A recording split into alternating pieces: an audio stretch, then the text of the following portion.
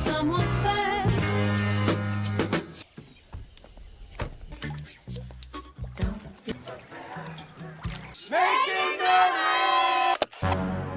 Halo Rebahaners, dimanapun kalian berada, bagaimana kabarnya? Sebuah film berjudul Blink Twice tahun 2024 akan menceritakan tentang seorang miliarder yang membeli sebuah pulau dan menciptakan surga sendiri yang isinya penuh dengan hal-hal kemudorotan dan kemaksiatan yang pastinya berpotensi dolar kuning. Penasaran seperti apa ceritanya? Langsung saja pasang handsfree, semitriskan posisi rebahan, kencangkan celana dalam. Selamat menonton dan cekicrot.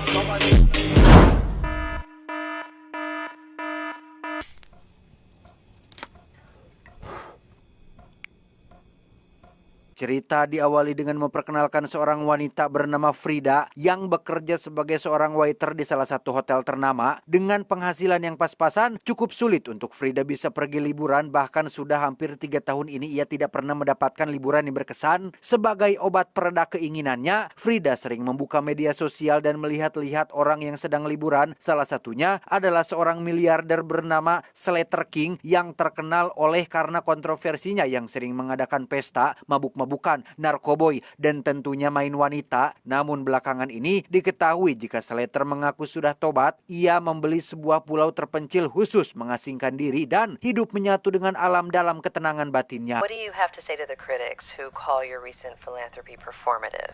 I don't know how else to say that I'm sorry. Because I am sorry. Secara kebetulan, hotel tempat Frida bekerja disewa oleh Slater King untuk acara pesta perusahaan barunya yang bergerak dalam bidang teknologi. Di mana Frida ditemani sahabat dekatnya yang bernama Jess pun nekat menyamar menjadi salah satu tamu demi menikmati pesta tersebut. You think I'll remember me? Who could forget you? Agak beresiko memang karena semua waiter sudah pasti mengenali wajah mereka berdua. Namun karena banyaknya jumlah tamu yang hadir, Frida dan Jess pun berhasil melakukan penyamarannya dengan sempurna. Karena Frida tidak terbiasa memakai sepatu high heels, ia pun terjatuh tepat di dekat Slater King yang secara tak sengaja membuatnya selangkah lebih dekat dengan sosok idolanya tersebut.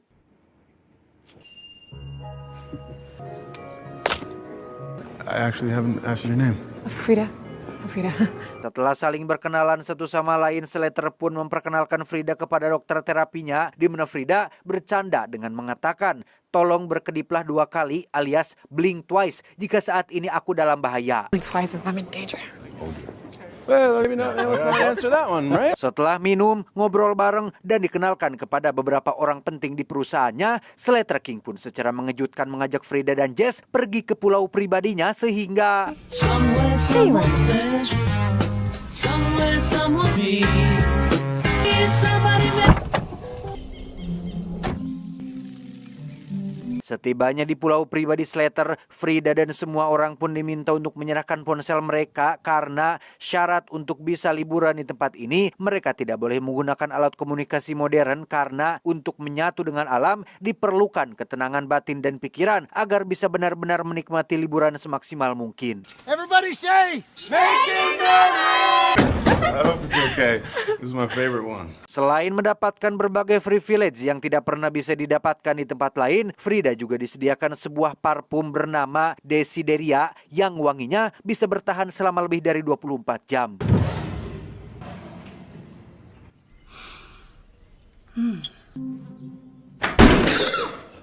Disitulah Frida dikejutkan oleh seorang housekeeper bernama, kita panggil saja si nenek, yang ujug-ujug berkata bahwa Frida adalah si kelinci merah. Entah apa maksudnya, si nenek memiliki tato ular di tangannya dan bersikap tidak jelas yang membuat Frida sedikit keheranan. I'm sorry. What? Okay. Tak hanya diberikan kamar bagus dan parfum mahal, Frida dan kawan-kawan pun mengenakan pakaian yang sama. Mereka dilayani dengan sangat baik, disediakan champagne mahal dan kolam renang yang luas, sehingga siapa atuh yang tidak senang berada di pulau yang sangat sempurna ini. Perfect.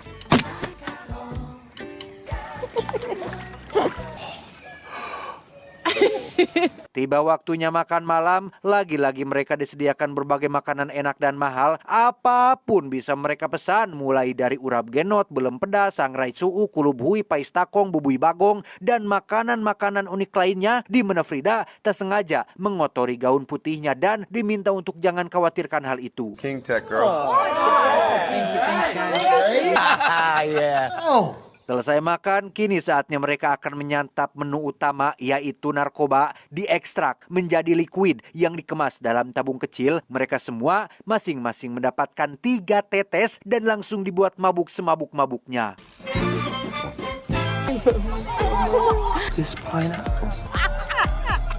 Selesai pesta narkoboy, mereka semua pun kembali ke kamar, di mana Frida yang sudah agak sadar pun menemukan hal aneh saat melihat gaunnya tiba-tiba bersih. Padahal jelas-jelas tadi waktu makan malam ia sempat mengotori bajunya. Entah masih dalam pengaruh narko atau tidak, Frida memilih untuk tidak terlalu memikirkannya. What?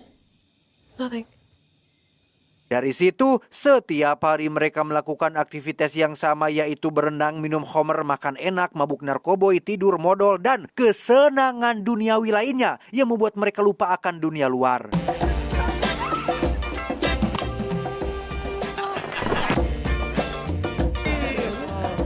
Suatu malam ketika Frida dan Slater selesai mengobrol, Slater kelupaan meninggalkan udud elektriknya sehingga keesokan paginya Frida diam-diam masuk ke ruang pribadi milik Slater dan...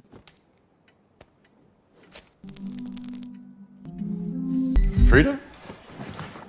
Ya, muncullah Slater bersama dengan dokter terapinya yang baru mendarat di pulau ini, di mana saat Frida menyapa, si dokter tampak sedikit terkejut dengan Frida yang masih mengingatnya. Entah apa yang aneh dengan hal itu, Frida pun mengingatkan si dokter dengan perkataannya waktu di hotel terkait mengedip 2 kali jika Frida sedang dalam bahaya. Blink twice if I'm in danger. That's right. That's right. Singkat cerita, malam pun poek. Ketika acara makan malam, Jess lagi-lagi kehilangan korek apinya yang dipinjam oleh cewek-cewek lain yang juga sama-sama suka ngudud, sehingga ia dengan nada bercanda akan menamai korek tersebut agar tidak terjadi insiden curanrek lagi. Saat sesi acara menari itulah, semua orang tiba-tiba dikejutkan oleh Jess yang teriak digigit ular, di mana Slater langsung menghabisi ular tersebut dan berkata bahwa ular itu memang berbisa, tapi tidak akan sampai membuat Jess meninggal dunia. There are no hospitals. Keesokan paginya, Frida pun bangun pagi seperti biasa. Ia mandi dan menyemprotkan parfum mahal yang selalu disediakan. Di mana saat keluar untuk menemui yang lain, Frida tak sengaja menemukan tas merah yang biasa dibawa oleh asistennya si Slater dan berinisiatif memasuki satu ruangan penuh dengan tas merah serupa sampai akhirnya menemukan si nenek pengurus rumah yang sedang minum di ruangan belakang. I was looking for Slater. Saat ditanya minuman apa itu, si nenek tidak menjawabnya. Ia malah mengatakan hal yang sama seperti saat mereka pertama kali bertemu, yaitu kelinci merah. Masih belum diketahui apa maksudnya, Frida pun ditawari minuman berwarna kehijau-hijauan yang ternyata itu dibuat dari racun ular yang sudah diekstraksi. Red Rabbit. Malamnya mereka kembali berpesta dan bersenang-senang seperti biasanya. Keesokannya mereka semua pun berkumpul untuk sarapan seperti hari-hari sebelumnya. Namun tidak seperti biasanya, Frida merasakan perasaan yang aneh ketika ia mulai bosan. Dengan semua kesenangan ini, tiap hari hanya makan enak, tidur, modal, dan senang-senang saja. Yang perasaan tersebut justru nampaknya tidak dirasakan oleh teman-teman yang lain. How'd you sleep? Amazing.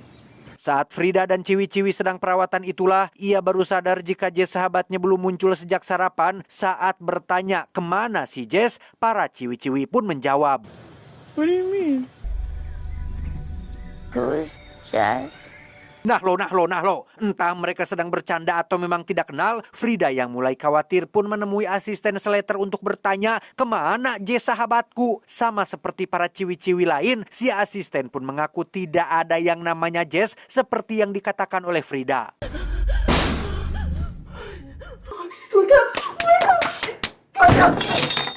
Dengan barang bukti berupa korek api yang sudah Jess tandai, Frida pun menemui salah satu ciwi bernama Sarah untuk meyakinkannya tentang keberadaan Jess di tempat ini. Ia mulai merasa ada sesuatu yang janggal dengan semua kesenangan ini dan mengajak Sarah untuk mencari tahu apa yang salah dengan tempat ini. It's okay. Sorry. Yang paling mengejutkan adalah Sarah sama sekali tidak terlalu kenal dekat dengan Slater King dan teman-teman lelakinya. Frida awalnya mengira jika semua ciwi-ciwi di tempat ini adalah karyawan perusahaan Slater atau teman dekatnya dari salah satu teman cowoknya Slater. Faktanya, Sarah dan para wanita yang lain baru mengenal Slater yang persis seperti Frida. Mereka diajak ke pulau ini dengan iming-iming liburan dan kesenangan. I thought you all knew each other. No. I don't. Tak hanya itu saja, Frida dan Sarah pun baru sadar jika mereka lupa hari ini hari apa dan sudah berapa lama mereka berada di tempat ini, sehingga mereka berdua pun mulai berteori tentang Slater dan teman-teman cowoknya yang mungkin punya niat terselubung kepada semua cewek yang mereka ajak ke tempat ini. So you don't think I'm crazy? What's crazy is that we got onto a plane with a bunch of dudes we don't know. Frida dan Sarah juga menyadari satu hal yang sangat penting terkait lupa. Di mana saat Frida dan Slater sedang mengobrol berdua, Slater pernah mengatakan bahwa lupa adalah suatu pemberian yang sangat luar biasa karena dengan lupa, seseorang tidak akan ingat dengan hal-hal buruk yang terjadi di masa lalu. I don't get it. Frida pun mengajak Sarah ke ruangan tempat disimpannya tas-tas berwarna merah yang isinya adalah parfum yang selalu disediakan di kamar mandi, sehingga Frida pun yakin bahwa parfum itulah yang membuat mereka semua menjadi lupa hari, termasuk lupa akan kejadian sewaktu mereka mabuk saat pesta di malam hari. Look at me. Okay, let's get on the same page. Okay, your friend. Entah bagaimana caranya sebuah parfum bisa membuat mereka semua lupa ingatan, tapi untuk sekelas miliarder dan pemilik perusahaan teknologi seperti Slater King ini, tampaknya itu bukanlah hal yang sulit untuk diwujudkan, bukan hal yang mustahil untuk dibuat. Disitulah Frida teringat dengan bisa atau racun ular yang pernah ia minum dari si nenek, dan kemungkinan besar bisa ular itulah penawar akan parfum penghilang ingatan tersebut, sehingga Frida menyuruh Sarah untuk meminumnya juga. Yeah. Oh God. Sekarang yang perlu mereka lakukan adalah tetap berpura-pura seolah biasa saja agar tidak mencurigakan, sembari menyadarkan teman-teman cewek yang lain dengan cara mencampur bisa ular tersebut ke dalam homer yang biasa mereka minum. Yeah, what's in these? Snake venom? Slam it, girlfriends. Tak lama muncullah si asisten yang kebetulan lewat. Ia pun ikut minum bersama mereka tanpa tahu jika isinya adalah racun ular dan efeknya akan bereaksi dalam beberapa jam kemudian. Tangy. Ketika yang lain masih sedang asik minum, Frida pun punya rencana untuk mencari ponsel mereka yang mungkin disembunyikan di ruangan pribadi Slater, sehingga Sarah diminta untuk membuat mereka semua tetap sibuk dan beri tanda dengan teriak sekecang-kecangnya apabila Slater sudah pulang memancing dari laut.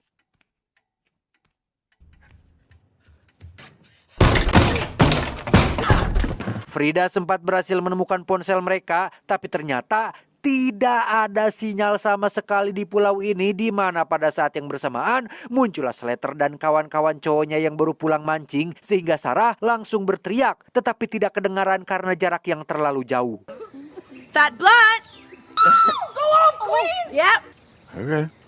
Slater pun masuk ke ruangannya sehingga Frida dengan cepat sembunyi di kolong meja. Disitulah Frida yang sebelumnya sudah minum bisa ular pun tiba-tiba teringat dengan malam ketika Jess digigit ular. Di situ ia dan kawan-kawan cewek lain tengah dalam kondisi terikat dengan Slater dan semua teman-teman cowoknya menggauli para cewek secara bergiliran, yang karena Jess sudah digigit ular dan tidak bisa dihapus ingatannya, Slater pun terpaksa menghabisinya.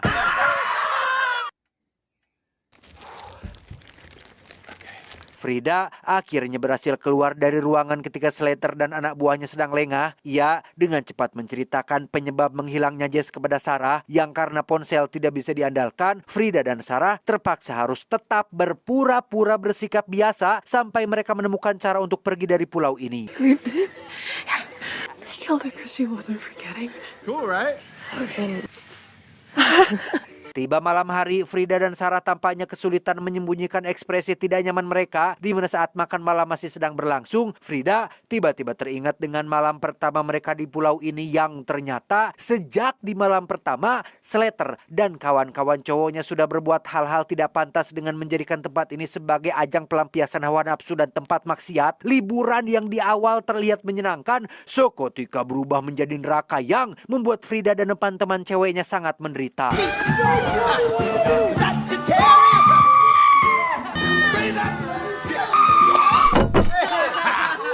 Kembali ke meja makan, makin sulitlah Frida menyembunyikan ekspresinya ketika ia mengingat dengan betapa bejatnya kelakuan Slater dan semua cowok di tempat ini, yang karena Slater tampak mulai mencurigai ketidakbiasaan mereka berdua, Frida dan Sarah pun memutuskan untuk menari dengan gaya menggoda agar Slater dan pengawalnya tidak curiga.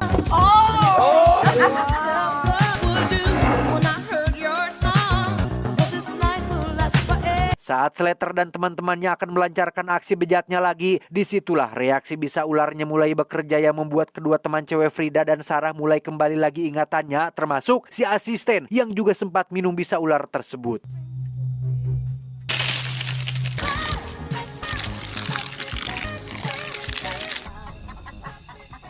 Dan yang terjadi selanjutnya benar-benar mengejutkan, di mana si cewek keriting yang sudah kembali ingatannya pun menikam satu cowok hingga terjatuh ke kolam, sementara si cewek berponi mengambil sebuah pisau dapur dan mengejar cowok yang sudah menggadabahnya.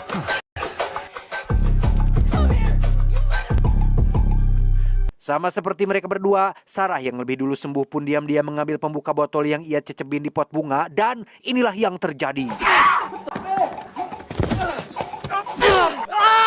Si cewek berponi sendiri masih sedang sibuk menghabisi satu pria yang sudah menggadabahnya, di mana pengawal pribadi Slater pun tiba-tiba menembaknya dari belakang dan langsung mengejar Frida yang lari ke halaman belakang.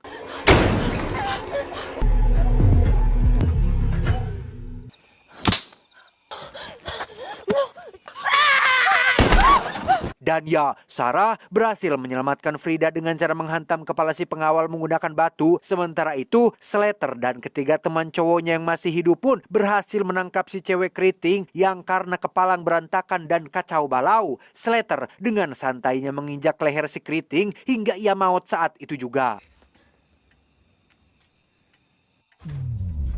Kembali ke Frida yang memutuskan untuk menyelamatkan si asisten yang pastinya sudah sembuh. Frida tak sengaja menyenggol sebuah kotak berisi foto-foto korban sebelumnya yang alangkah terkejutnya Frida saat menemukan satu foto wajah dirinya yang masih berambut panjang, yang dengan kata lain, ini bukanlah kali pertama Frida menjadi korban kebejatan si Slater. Red Rabbit. I don't understand. Seketemunya ia dengan si asisten, Frida dengan cepat mengajaknya melarikan diri bersama-sama. Namun ternyata si asisten sadar 100% akan perbuatannya yang meskipun ia sudah bisa mengingat semuanya, si asisten memang menginginkan hal itu dan tetap setia kepada Slater majikannya. Forgetting is a gift. Alhasil, Frida pun terpaksa menghabisinya sehingga sekarang hanya tinggal ia dan Sarah sajalah korban yang masih bertahan. Dengan fakta bahwa mereka tidak bisa lari jauh, Frida dan Sarah pun memutuskan untuk melawan demi mengakhiri mimpi buruk ini.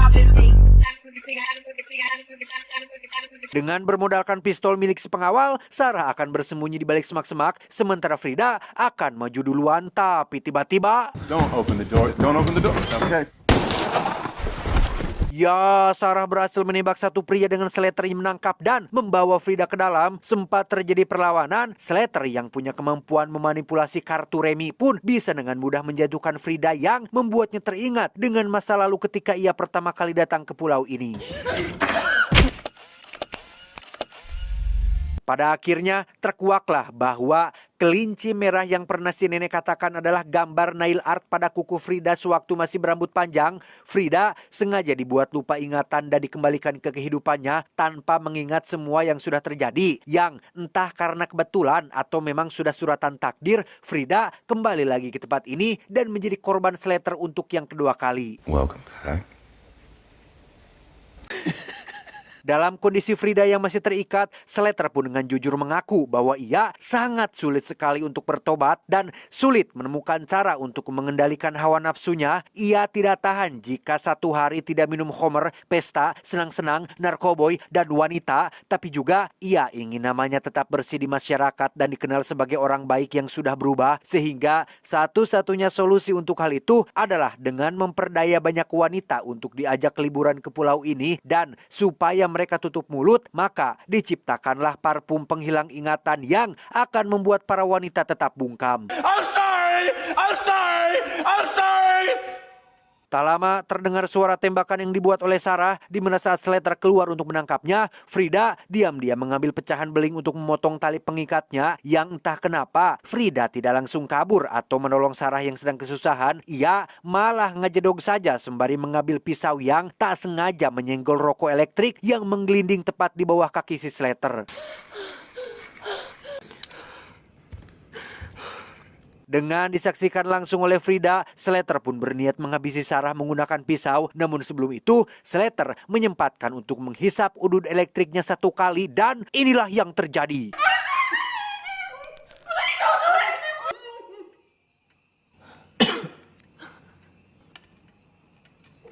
What the fuck happened to Oh my god.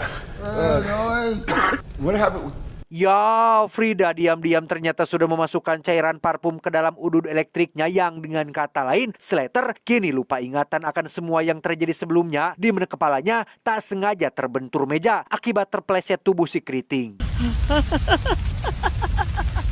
Mereka berdua pun keluar dan membiarkan resort itu habis terbakar, di mana Frida sengaja membawa Slater agar tetap hidup. Ia rupanya memiliki sebuah rencana dengan memanfaatkan parfum penghilang ingatan untuk membuatnya menjadi istri Slater King dan menjadi pemilik baru perusahaannya. Saat acara peresmian, si dokter sempat dibuat heran dengan sikap Slater King yang tampak gugup dan ketakutan. Terlebih lagi ketika pembawa acara memperkenalkan pemilik baru perusahaan ini, yaitu Nyonya Frida King, yang kini bisa berbuat apapun semaunya, termasuk membalas dendam kepada si dokter dan pria-pria lain yang selalu berbuat jahat kepada perempuan. Tamat, ending yang cukup memuaskan. Wow, lumayan seru dan tegang. Plot twistnya juga tidak murahan. Pada intinya film ini menceritakan tentang seorang miliarder, Slater King, yang ingin dianggap berubah jadi orang baik tapi tetap ingin melakukan kemaksiatan. Alhasil, ia pun membeli sebuah pulau terpencil khusus untuk dirinya, mengajak para wanita yang baru dikenal liburan bersamanya, termasuk bisa mencicipi wanita manapun yang ia inginkan. Nah, karena takut hal ini akan jadi kontroversi lagi, akan jadi gosip lagi yang membuat namanya semakin tercoreng, Slater yang punya banyak duit pun membuat sebuah serum penghapus ingatan yang dikemas dalam bentuk parfum, sehingga Slater tidak perlu khawatir lagi soal kelakuan mesumnya, karena mereka, para perempuan, tidak akan bisa mengingat apa yang sudah mereka alami selama di pulau ini. Banyak sekali pesan yang bisa kita ambil dari film ini. Salah satunya adalah tentang sosok perempuan yang selalu dipandang rendah dibanding pria dan hanya menjadi objek titik-titik. Juga tentang sosok Slater King yang cukup menggambarkan para public figure yang sudah berbuat kesalahan. Mereka hanya perlu hengkang sebentar dari dunia hiburan, kemudian muncul lagi dengan melakukan klarifikasi, dan ya, terkenal lagi, mudah sekali dimaafkan, mudah sekali mendapatkan nama yang bersih lagi. Ia tahu mereka juga sama-sama manusia biasa yang bisa melakukan kesalahan, tapi enaknya tinggal diklarifikasi, udah kelar masalahnya. Kalau public figure mah, coba kalau Anda dan saya ini seperti orang-orang kecil kita ini, mana ada langsung kelar masalah, yang ada keluar duit. Ingat, carilah tempat di mana kamu dihargai, bukan hanya dibutuhkan. Sebab banyak yang datang karena butuh, tapi lupa cara menghargai. Saya John, mewakili jajaran direksi yang bertugas, mengucapkan terima kasih dan sampai jumpa di video selanjutnya. Adios. Pajak telat mobil Tesla.